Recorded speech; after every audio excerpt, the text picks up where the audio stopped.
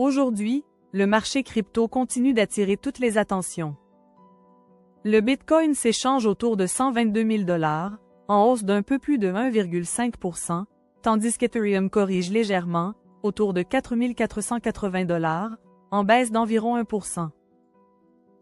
Mais au-delà des prix, ce sont surtout les actualités du jour qui animent la communauté. On commence avec Coinbase. La célèbre plateforme d'échange de crypto-monnaies poursuit son ambition de s'imposer durablement dans la finance traditionnelle. Elle cherche à obtenir une licence nationale de Trust Charter auprès du régulateur bancaire américain.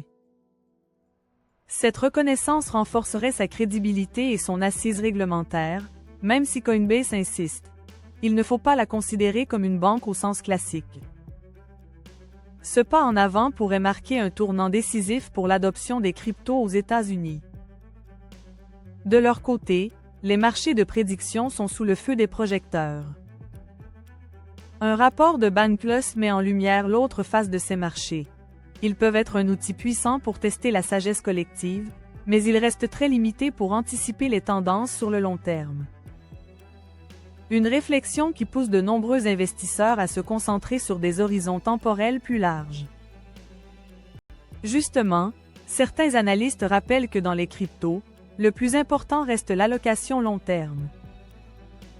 Les grandes hausses et les gros crasheuses profitent rarement aux trades rapides.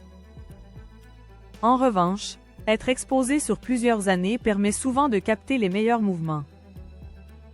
C'est une philosophie d'investissement qui gagne en popularité, surtout après les fluctuations extrêmes de ces derniers mois. Autre sujet marquant, le partenariat entre SUI et Etena. Ce rapprochement attire l'attention du marché, car il pourrait bien avoir un impact concret sur l'évolution des prix de ces projets. Une alliance stratégique qui illustre la dynamique actuelle des blockchains émergentes. Pendant ce temps, MetaMask innove avec une nouvelle initiative. Le célèbre portefeuille crypto prévoit de lancer un programme de points pour ses utilisateurs.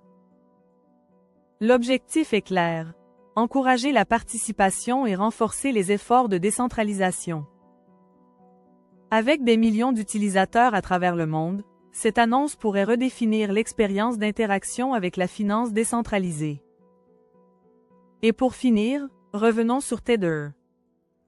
Après avoir consolidé sa position dominante avec l'USDT, la société se tourne désormais vers l'or. Elle cherche à lever 200 millions de dollars auprès d'investisseurs pour construire une trésorerie adossée à de l'or tokenisé.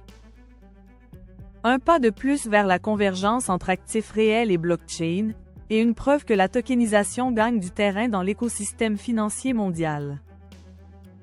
En résumé, ce 4 septembre confirme une tendance claire.